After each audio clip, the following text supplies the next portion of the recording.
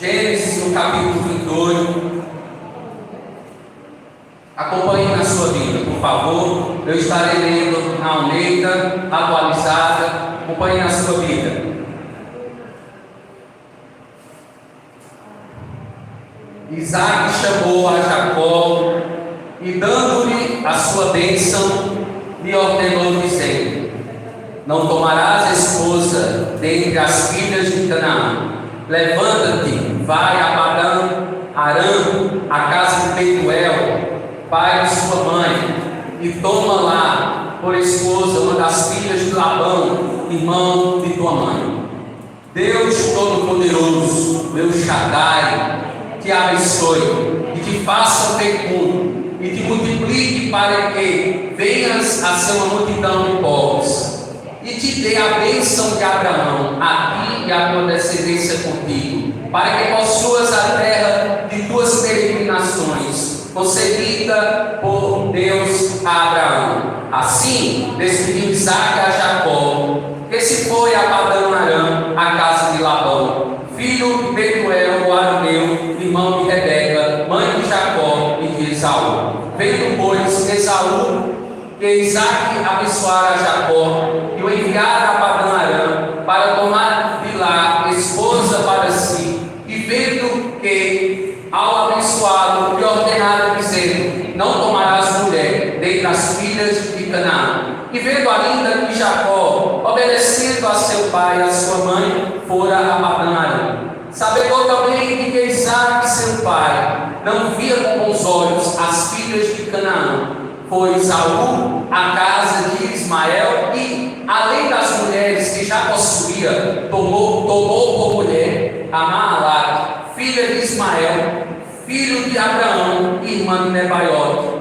Partiu Jacó de Berseba e seguiu para Arã. Tendo chegado a certo lugar, ali passou a noite, pois já era pôr do sol. Tomou uma das pedras do lugar, fê-la seu travesseiro e deitou ali mesmo para dormir. E sonhou: eis posta na terra uma escada cujo topo atingia o céu, e os anjos de Deus subiam e desciam por ela. Perto dele estava o Senhor e lhe disse: eu sou o Senhor, Deus de Abraão, teu pai, e Deus de Isaque. A terra em que agora estás deitado, eu te darei, a ti e a tua descendência. A tua descendência será como o pó da terra. Estender-te-ás para o oriente e para o ocidente e para o oriente, para o norte e para o sul. Em ti a tua descendência serão abençoadas todas as famílias da terra. Eis que eu sou contigo e te guardarei por onde quer que fores, e te farei voltar a esta terra, porque te não desampararei, até cumprir eu aquilo que te hei referido. Despertando Jacó do sono, disse: na verdade o Senhor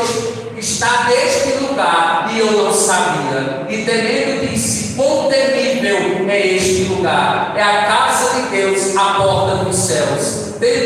Tendo-se levantado Jacó, cedo de madrugada, tomou a pedra que havia posto por travesseiro e a erigiu em coluna, sobre cujo topo entornou azeite. E ao lugar, cidade que outrora se chamava Luz, deu o nome de Betel. Fez também Jacó um voto, dizendo: se Deus for comigo e me guardar nesta jornada que empreendo, e me der pão para comer, roupa que me vista, de maneira que eu volte em paz para a casa de meu pai, então o Senhor será o meu Deus, e a pedra que erigi por coluna será a casa de Deus, e de tudo quanto me conceder, certamente eu te darei o dízimo. Pai de amor, Pai bendito, tu és grande, tu és poderoso. A tua palavra, ó Deus, lida aqui, ó Pai, para nossa edificação, que nós possamos submeter ao crivo, ó Deus, da tua palavra nessa noite. Que o Senhor traga edificação sobre a tua igreja, que o Senhor fale poderoso aos nossos corações. Queremos ouvir a tua voz, queremos, ó Deus, sermos confrontados, queremos, ó Deus, ser consolados, admoestados nessa noite. Faz como queres, faz o teu reino avançar e nos conforme a imagem do teu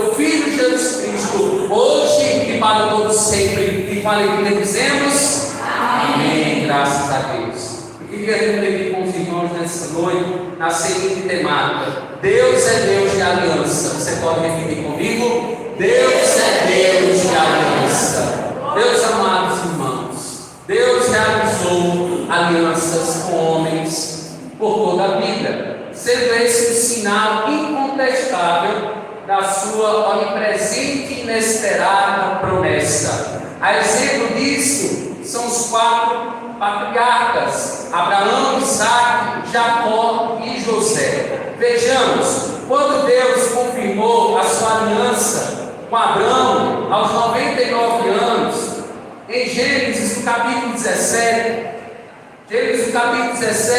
verso 1, a parte B, e o verso 5, dizendo Deus: eu sou Deus Todo-Poderoso, anda na minha presença e ser perfeito. Abraão já não será o teu nome, e sim Abraão, porque por pai de numerosas nações te constituí. Outro exemplo, quando Deus confirmou sua aliança com Isaac, diz o texto em Gênesis, no capítulo 26, o verso 2, a parte A: apareceu o Senhor e disse-lhe: não desças ao Egito. E o que dizer então de Jacó, na primeira visão de Deus a ele, em Gênesis, no capítulo 28, o verso 3, a parte A, que diz: perto dele estava o Senhor, e ele disse: eu sou o Senhor, Deus de Abraão, teu pai, e Deus de Isaque. E por fim, José do Egito, parafraseando Gênesis, no capítulo 41, os versos 39 e 40, e o capítulo 48, dos versos 15 a 16, dizendo: o Deus cuja presença andaram com seus pais, Abraão e Isaque, o Deus que sustentou Jacó, posteriormente chamado de Israel, também foi presente com ele no Egito, o qual governou sabiamente, abençoando a sua descendência. Voltemos agora para o capítulo 28. Eu vou pedir por gentileza aos irmãos que mantenham a sua Bíblia aberta no capítulo 28. O contexto desse capítulo, meus irmãos, é a fuga de Jacó para a Mesopotâmia, uma região chamada Padã-Arã, ou simplesmente Arã. O capítulo 28, ele pode ser dividido aqui em 4 eventos. O primeiro: Isaque, seu pai, o abençoa e o envia a Arã para que ele possa achar ali uma esposa. Versos 1 ao 5, nós temos este evento. O segundo evento: seu irmão Esaú indo à casa de Ismael, casando-se com uma de suas filhas ismaelitas. Nós observamos isso nos versículos 6 a 9. Agora, o quarto evento, o terceiro, melhor dizendo, evento: Deus ele aparece a Jacó em Betel, no caminho de Arã, nos versículos 10 a 17. E o quarto evento e último, Jacó ele faz um voto a Deus, dos versículos 18 a 22. E diante disso, eu quero meditar com os irmãos nessa noite, no texto que Jacó ele teve uma visão da escada, dos versos 10 a 15. Eu quero meditar nessa porção. A gente vai meditar dos versos 10 a 15. Nesse momento, esse texto é a primeira aparição de Deus a Jacó. Eu queria refletir com os irmãos nas duas qualidades daquele que é Deus, o Deus que faz alianças. A primeira qualidade do Deus que faz aliança: o Deus de aliança, ele é Deus de perto. Você pode dizer isso ao seu irmão, está ao teu lado? O Deus de aliança, ele é o Deus de perto. Ele é o Deus de perto, meu irmão. Ele é o Deus que está próximo de ti. Ele esteve próximo demasiadamente com seus servos no Antigo e no Novo Testamento. E ele continua perto de nós. Ele continua segurando as contas, Ele continua nos preservando, Ele continua sendo Deus conosco, porque nas palavras do profeta Jeremias, ele frente à crise religiosa do seu tempo, nas palavras do próprio Deus usando o seu servo, em Jeremias, no capítulo 23, os versos 23 e 24, diz o seguinte: acaso sou Deus apenas de perto, diz o Senhor, e não também de longe? Ocultar-se-ia alguém por esconderijos, de modo que eu não o veja, diz o Senhor. Porventura não enche os céus e a terra, diz o Senhor. São perguntas que o Senhor faz por intermédio do profeta. Esse Deus é o Deus de perto, é o Deus de longe. Esse Deus, quando nós observamos aqui o texto, voltemos para o texto em questão, capítulo 28, a partir do verso 10. Quem estiver acompanhando, leia comigo, por favor. Vamos lá, 28, 10. Partiu Jacó de Berseba e seguiu para Harã. Meus amados irmãos, aqui eu vou observar com os irmãos um pouquinho da história da teologia, quando nós estudamos um pouquinho dessa passagem, no seu pano de fundo histórico e arqueológico, a distância provavelmente entre Berseba e Harã era 800 km, 800 quilômetros, mais ou menos a distância que Jacó saiu de Berseba para Harã. Era como se eu hoje pegasse um carro de Serrita para Jequié, na Bahia, que é aproximadamente 771 km. E eu estou de carro, meus irmãos. Naquela época não existia carro, não existia automóvel. Era na perna, meus irmãos. Quando não tinha camelo, quando não tinha os animais, né? Era na perna. Então, provavelmente aqui, segundo esses historiadores e arqueólogos, Jacó caminhou a pé 800 km para chegar, cair de Berseba a Harã, meus amados irmãos. E diga-se de passagem, era uma viagem muito cansativa, porque eram regiões desérticas, eram regiões áridas, e provavelmente aqui, Jacó, ele tinha 40 anos de idade. Em Gênesis, no capítulo 47, o versículo 28, vai dizer que Jacó ele viveu 147 anos. Então, os homens daquela época viviam mais ou menos 180 anos. Eles tinham uma outra estrutura, era uma outra época, era um outro estilo de vida, totalmente diferente dos nossos tempos modernos. E a gente vai pensar agora, pensar nesse cenário. Lá vai Jacó fugindo do seu irmão Esaú, atrás de uma esposa, a 800 km de distância. Eu quero dizer para você que tem de 20 anos acima, ainda há esperança, amém? Para você arrumar uma esposa, uma varoa, né? Cheia da presença de Deus. Jacó teve esperança. Não fique perturbado, é isso, irmão Jacó. Não fique atribulado. Deus ainda vai mostrar. Amém? Então, Jacó, 800 km, meu amigo. O homem teve que viajar 800 km, provavelmente, para Harã, para buscar a varoa, para buscar a escolhida de Deus para ele. Então, fica o exemplo de paciência, de perseverança, né? E de obediência a Deus. Porque ele foi obediente. Ele não seguiu a orientação de Esaú. Ele tinha duas esposas, isso não era a vontade do Senhor, e ele foi em busca de mais uma, em uma terra canaanita, em uma terra idólatra. Ele não seguiu a orientação de seu pai Isaac, ele desobedeceu, porque ele era um homem sem prestar atenção, ele não prestava atenção, ele não discernia uma mão da outra, era um homem que não tinha Deus na sua vida. E isso acontece com muitos homens e mulheres hoje. não tem Deus na sua vida e não busca orientação a Deus, com quem deve se relacionar? E se relaciona com qualquer outra, com pessoas que certamente não vão somar de maneira nenhuma com as suas vidas espiritualmente, não vão certamente contribuir para o avanço espiritual das nossas vidas enquanto servos do Senhor. Mas, meus amados irmãos, o que me chama ainda a atenção aqui é que Jacó, aparentemente, ele era rico, ele era filho de um homem riquíssimo, que era Isaac, seu pai. Porém, ele estava viajando sem uma comitiva. Perceba que ele estava fugindo. Então, quando determinadas viagens, não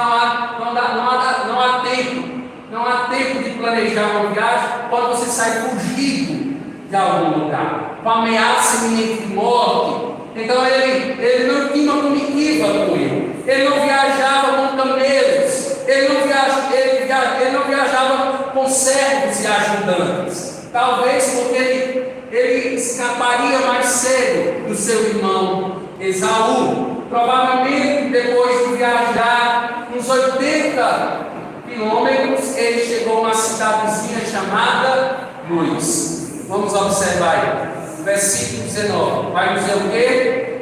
E ao lugar, cidade que outrora chamava Luz, deu o nome de Betel. Posteriormente foi chamada Betel. Mas ele viajou a essa cidadezinha, 80 quilômetros. Ele saiu, lugar do cananeu, dos descendentes de Cã, povo, como já disse, idólatra, que não servia ao Senhor. Diz o texto que Jacó, meus irmãos, Jacó ele pega uma das pedras daquele lugar. Vamos ao texto, observa aí, verso 11. Tendo chegado a certo lugar, passou a noite, pois já era pôr do sol. Tomou uma das pedras do lugar, fê-la seu travesseiro e se deitou ali mesmo para dormir. Irmãos, pensem comigo, naquele dia, de tardezinha, no pôr do sol, Jacó viu aquela cidade. Sendo estrangeiro, ele preferiu nem entrar na cidade, porque ele era estrangeiro. Procurou uma pedra para lhe servir como travesseiro. Pensa em travesseiro, né? Pensa comigo. E apesar do desconforto dos pensamentos, será que meu irmão vai me matar, dizia ele, deixando tudo para trás? Como será o meu futuro em Harã? Escutem, meus amados irmãos. Jacó, ele conseguiu dormir naquela situação toda. Hoje em dia, com muito mais conforto, pessoas, elas não conseguem dormir. Às vezes elas precisam até de medicações para dormir. E Jacó, além de dormir, meus irmãos, até sonhou. Esse sonho de Jacó, né? Ele vinha de Deus, não vinha de qualquer outra pessoa, não vinha da sua própria mente, não vinha do seu próprio coração, mas vinha de Deus.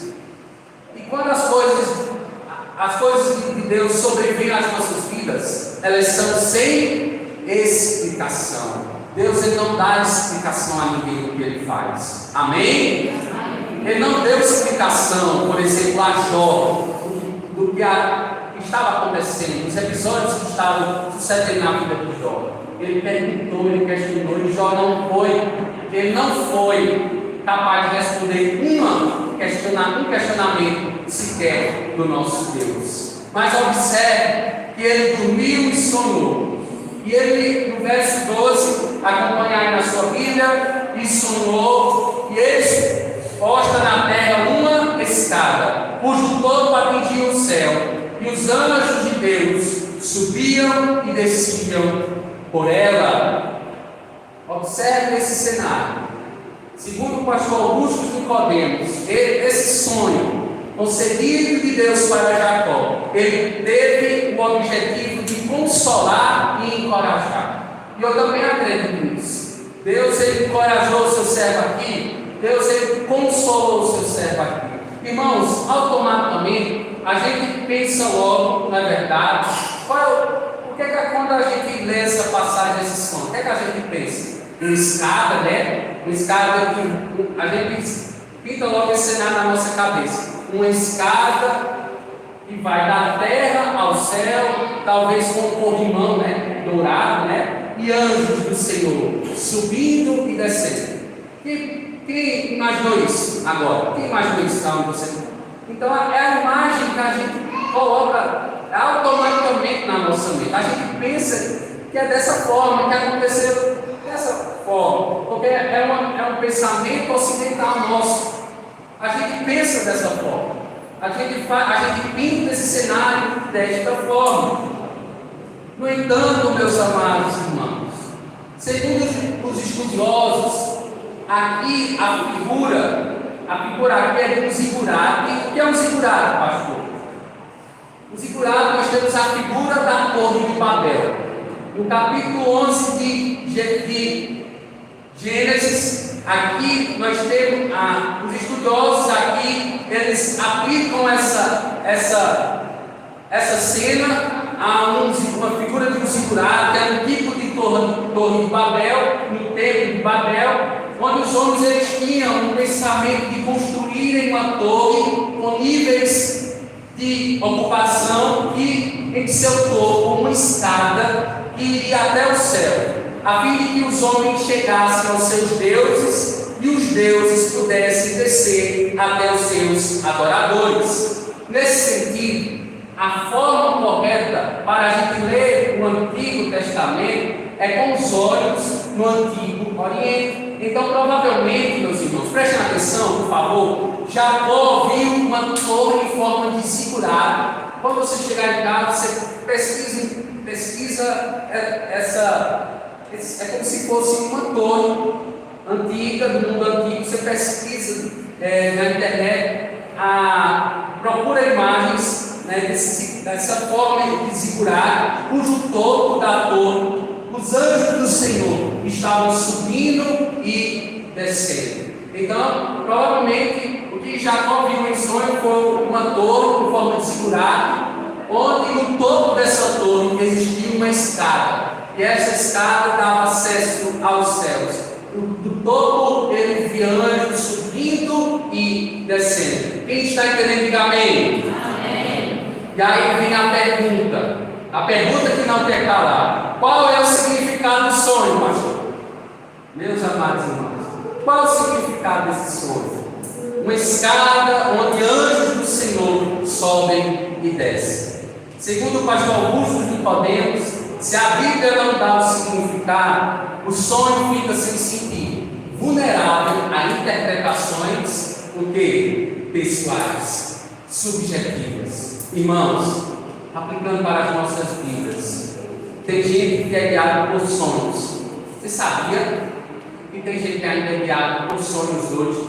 É guiado por revelações subjetivas da sua própria imaginação. Tem pessoas que dizem que viram aquilo outro, mas qual é o significado daquilo à luz das Sagradas Escrituras? Muitas pessoas vão se guiar pelos seus próprios pensamentos, pelo que elas acham do que é. No entanto, sempre nós devemos ser guiados pelos princípios inerrantes da Palavra de Deus. Quem está entendendo, diga amém. Por exemplo, uma interpretação subjetiva poderia ser dada falando que o acesso para Jacó estava liberado. Deus dizendo, é como se Deus estivesse dizendo a Jacó, Deus dizendo a ele: você não me conhece ainda, porém eu sou o Deus de seus pais, venha ao meu encontro. Jacó poderia subir ou descer sem nenhum problema para conhecer o seu Deus.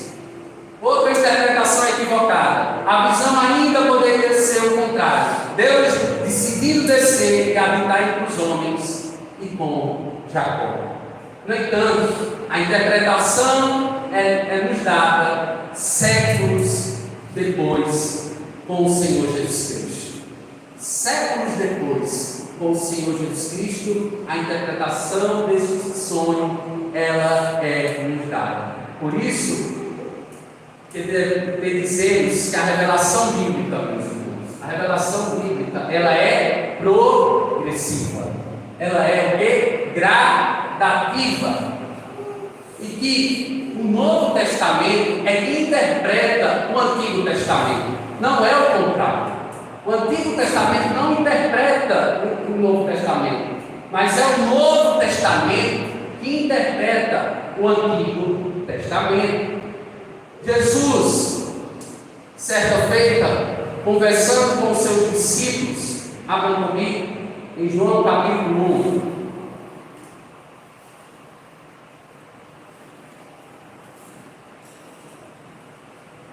João capítulo 1, meus amados,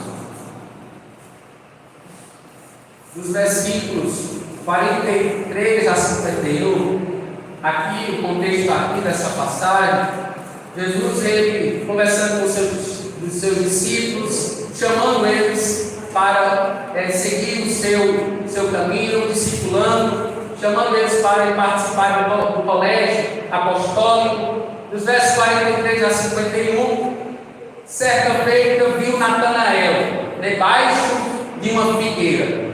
Natanael era um candidato esse para ser um dos seus discípulos, ao que Natanael disse no versículo 49. Observe aí o versículo 49.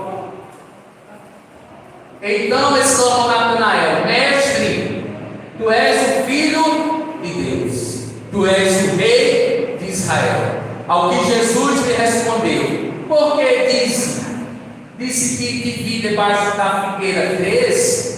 Pois maiores coisas do que estas verás. E acrescentou: em verdade vos digo que vereis o céu aberto e os anjos de Deus subindo e descendo sobre o Filho do Homem. Meus amados irmãos, o que Jesus estava dizendo aqui com isso?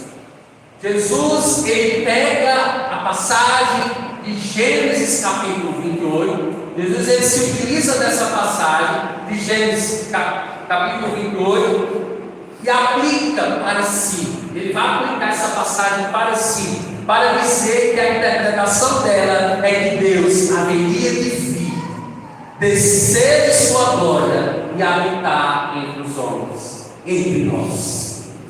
E que ele, ali no contexto, só poderia significar isso. O Senhor queria que Jacó soubesse disso, que Deus estaria com seu servo, o Deus de perto, o Emanuel, o Deus conosco, o acompanharia, o Deus da aliança. Ele faria se cumprir todas as suas promessas em sua vida, pois a segunda qualidade, o Deus de aliança, ele é o Deus de promessa. Repita comigo: o Deus de aliança é o Deus de promessa. Voltemos para Gênesis, capítulo 28. E essas promessas, meus irmãos, elas foram exatamente cumpridas na vida de Jacó e de maneira completa na vida do seu descendente, Jesus, a semente da mulher que pisaria a cabeça da serpente. Gênesis capítulo 3, o verso 15. Pois todas as famílias da terra seriam abençoadas, meus irmãos. Que promessa maravilhosa!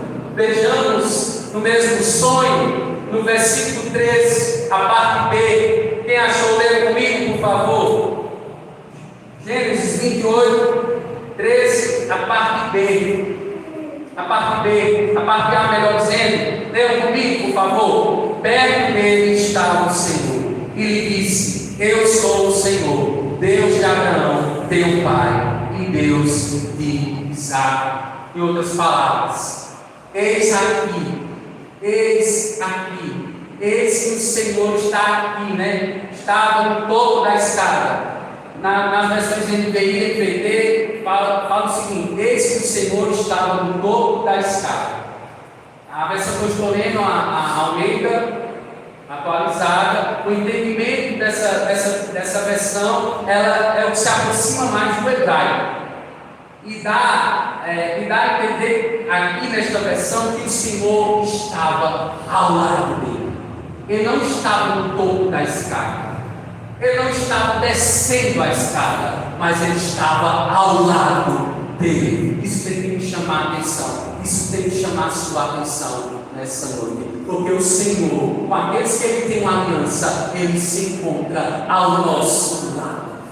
Ele se encontra perto de nós. Ele esteve perto dos seus servos. E Ele está perto de ti, perto daqueles que se achegam a Ele, porque Ele se achega de bate pronto àqueles que têm um coração contrito e quebrantado. Meus amados irmãos, a palavra Senhor aqui, o Senhor Deus de Abraão, o Senhor aqui, meus amados, o Senhor se apresenta a Jacó aqui. Ele se apresenta como Yahvé. Ele se apresenta como o Senhor que é detentor de todo o poder nos céus e na terra. Ele vai dizer: eu sou o Senhor, o Deus de Abraão, teu pai, e Deus de Isaac. Preste atenção, todas as vezes, que vocês encontrarem na Bíblia, Senhor com letras maiúsculas, em caixa alta, como a gente diz, não é à toa, não é sem propósito. Todas as vezes que você encontra o Senhor na sua Bíblia com letra maiúscula, aqui Deus Ele está se revelando com o seu nome inefável, o nome pelo qual o Senhor se revelou aos patriarcas, o nome da aliança dizendo: eu sou o Senhor Deus de Abraão, teu pai, e Deus de Isaac. Em seguida, o texto nos leva às 6 bênçãos proferidas por Deus a Jacó. Vamos a elas, meus irmãos. Observem aí as bênçãos aqui que o Senhor Ele prometeu ao seu servo Jacó. O versículo 13, a parte B. Observe aí a terra. Primeira bênção: a terra em que agora estás deitado, eu te darei aqui a tua descendência. Que terra é essa? Canaã. Deus tinha prometido ao seu servo a terra de Canaã. A segunda bênção, observe aí no verso 14: a tua descendência será como o quê? Como o pó da terra. Ele falou para Abraão: a tua descendência será como incontáveis números de estrelas. Ele fala isso também a Isaac: a tua descendência será como o pó da terra. Isso significa incontáveis multidões, incontáveis povos, incontáveis etnias. A bênção do Senhor em Abraão, ela alcança a vida de Isaac, ela alcança a vida de Jacó, ela alcança a vida de José, de todos os homens no relato bíblico, e ela alcança hoje a minha vida, ela alcança hoje a tua vida. Amém? Quem crê nisso, diga amém. Amém. Porque em Jesus Cristo nós somos mais do que vencedores. Em Jesus Cristo nós somos mais do que abençoados nas regiões celestiais. Efésios capítulo 1, verso 3 vai nos dizer isso. Então, meus amados, queridos irmãos, os irmãos estão observando aí as bênçãos.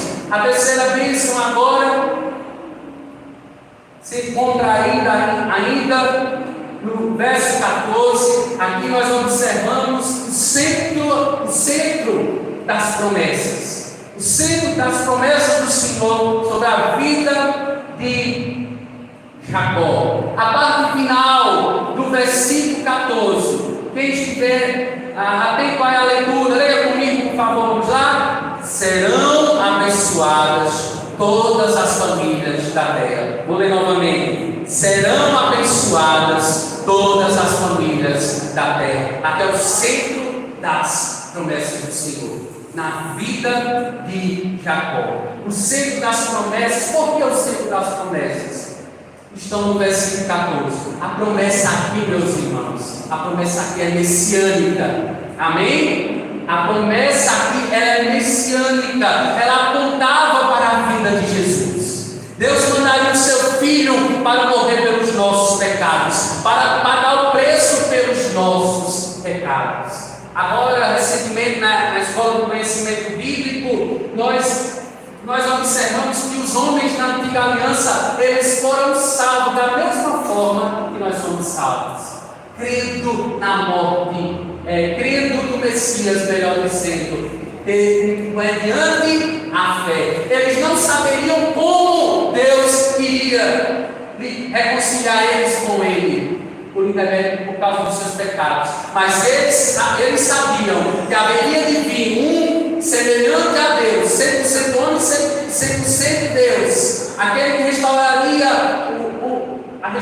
o povo espiritualmente, que pisaria a cabeça da serpente. E aqui, meus irmãos, Jacó, ele creu na promessa, como Abraão creu na promessa, e isso lhe foram creditados como justiça, foi imputado a eles como justiça. Eles tiveram a justiça de Deus derramada sobre as suas vidas. Então, meus amados irmãos, o centro dessa passagem aqui, ela conta os atos salvadores da redenção de Deus. Se você é um salvo hoje, é porque Deus prometeu no passado a Abraão. Você é filho pela eleição em Abraão, porque ele é pai de Deus, ele é o pai da fé. Em Abraão nós somos abençoados, e em Cristo agora nós somos mais do que abençoados, porque Cristo, ele pagou os nossos pecados na cruz do Calvário. Então, o centro dessas promessas aqui estavam sobre Abraão. O que deve nos chamar mais a atenção desse texto é isso, meus irmãos. Não é os dados históricos e arqueológicos que eu trouxe inicialmente, mas o que tem que chamar mais a atenção, a minha vida e a sua, é o ato salvífico de Deus, por intermédio prometido por intermédio de Abraão e concretizado no seu Filho Jesus Cristo, onde nós fomos salvos. Há mais de 2000 anos, o Senhor cumpriu o plano do Senhor, o plano de salvação do Senhor, a história da salvação do Senhor, onde todas as famílias na terra seriam benditas e seriam abençoadas. Aplicando para nós hoje ainda, o que Deus prometeu para os que creem em Jesus Cristo? O que Deus prometeu para você que crê no Senhor Jesus Cristo? A vida eterna. Ele te prometeu a vida eterna. Quem crê no Filho tem a vida. Quem não crê no Filho não tem a vida eterna. Mas você crê. Quem crê no Filho? Então a promessa do Senhor cumpre na sua vida hoje, porque você tem a vida eterna. Todos que creem no Filho terão a vida eterna. Não há promessa maior do que essa. Não há garantia melhor do que essa, porque Ele tem guardado a minha vida, Ele tem guardado a tua vida. Que bênção tremenda é essa, meu amado irmão? Que nós passarmos o restante de vida, os instantes de vida nessa terra, glorificando o Pai por isso, dando honras e louvores a Ele, oferecendo o nosso culto a Ele, porque Ele nos salvou em Cristo Jesus, porque Ele, por intermédio de Jesus que foi morto, mas ao terceiro dia ressuscitou. A promessa ela foi nos dada. Esse mesmo Deus, Ele há de aperfeiçoar esta salvação que Ele introduziu na tua vida. Nas palavras do apóstolo Paulo, Ele há de completar a salvação na tua vida. Então continua desenvolvendo esta salvação. Amém? É necessário desenvolver esta salvação, buscando, se alimentando espiritualmente na casa do Senhor semanalmente, lendo a palavra em casa, buscando o Senhor em oração, os tempos são maus, meus amados irmãos. A aliança de Deus é incondicional com o seu povo. Não é nós que seguramos a mão de Deus, é Deus que segura as nossas mãos. Eu quero dizer, você está aqui porque Deus pegou você pela mão e tem que segurá-lo até agora. Por isso que você está em pé, por isso que você não exalado o perfume de Cristo, é porque Deus tem segurado as suas mãos. E graças a Deus por isso, porque Ele segura a nossa mão, Ele nos puxa com seus laços de amor, a fim de que nós possamos cumprir a vontade dEle, que é boa, perfeita e agradável. Meus amados irmãos, mais uma quinta bênção ainda, o retorno a Canaã. Deus vai dizer a ele: eu te farei voltar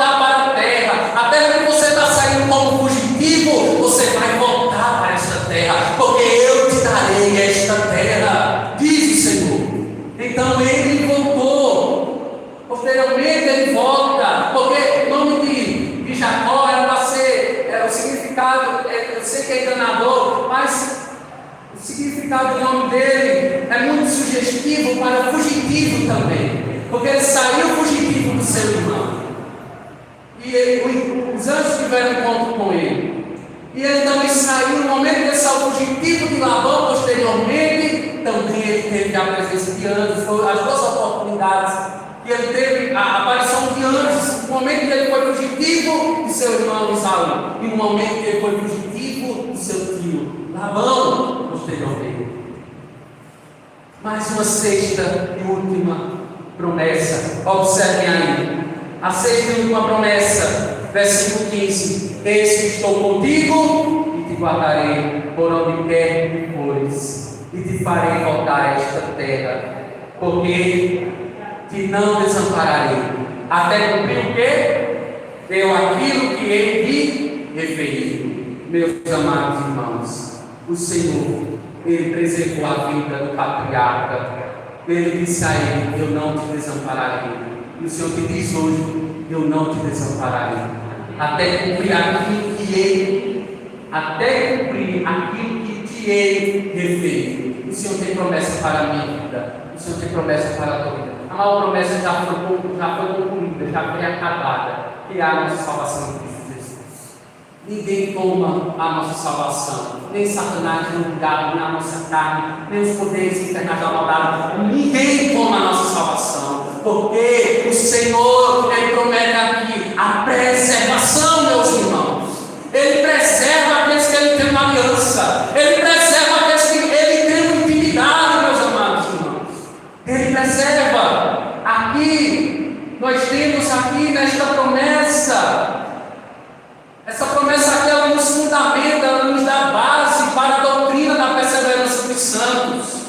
Essa doutrina da perseverança dos santos, ela está fundamentada nessa sexta promessa de Deus a Jacó, em dizer que Deus, Ele não deixará que nenhum dos seus escolhidos se percam no meio do caminho, pois Ele estará com eles. Sendo assim, nós poderemos perseverar até o fim. Não é por nossa conta, não é por nossa inteligência, não é por nossas obras, não é por nosso mérito, mas é pelo mérito de Cristo, e é pelo mérito do próprio Deus que nos segura nele mesmo e que nos preserva nele mesmo. O salvo, ele não volta para trás, o salvo, ele persevera. Eu convido a você, eu lhe desafio hoje a perseverar. Eu não sei o que é que você está passando, eu não sei quais são os seus dilemas, os seus problemas, as suas tribulações, mas eu digo e repito: o Senhor, Ele preserva a tua vida hoje. Pelo fato de você estar aqui, Ele tem preservado a tua vida hoje. Ele tem dado livramento na tua vida hoje. O livramento maior é da condenação eterna, e Ele já fez isso. Quem pode dar glória a Deus por isso? Glórias a Deus por isso. Portanto, meus amados irmãos, nós refletimos hoje: Deus é Deus de aliança. E neste texto, que é a primeira aparição de Deus a Jacó, aprendemos hoje acerca das duas qualidades daquele que é Deus, o Deus que faz aliança. E a primeira qualidade, recapitulando: Deus de aliança, Ele é o Deus de perdão. A segunda qualidade, o Deus de aliança, Ele é o Deus de promessas. Então, meus amados irmãos, algumas aplicações práticas ainda para a nossa vida. Algumas atitudes. Tenho duas atitudes para você nessa noite. A primeira, preste atenção: Deus está perto dos que temem o seu nome. Eu vou repetir: Deus está perto dos que temem o seu nome, dos que fazem menção do seu nome. Vamos comprovar isso. Veja o que Jacó falou no versículo 17: e temendo, disse: quão temível é este lugar! É a casa de Deus, a porta dos céus. Quem tem um encontro genuíno com Deus, tem o seu nome. Quem tem um encontro genuíno com Deus, espera por aquele que trabalha, aquele que sabe trabalhar no nosso caráter, aquele que molda o nosso caráter e forma o nosso caráter à semelhança de Cristo. Portanto, não retrocede, irmão, não retrocede, irmã. Continua no Deus, continua tendo essa aliança com Deus, alimentando essa aliança com Deus de perto. Esse Deus que sinaliza por intermédio de Jesus que somos Amados e amadas, a segunda atitude é em Deus e nas suas promessas que fundamentamos a nossa confiança. Vou repetir. É em Deus e nas suas promessas que fundamentamos a nossa confiança. Não é em nossos sentimentos. Amém? Não é em nossos achismos. Como diz o ditado popular, de boas intenções o inferno está cheio. Cuidado com seus pensamentos equivocados. Cuidado com aquilo que tem ocupado a sua mente. Cuidado com aquilo que tem ocupado o teu coração. O coração do homem ele é enganoso, desesperadamente enganoso. Pensamos muitas vezes, meus irmãos, em colocar nossa confiança nos homens, né? As eleições municipais estão chegando aí.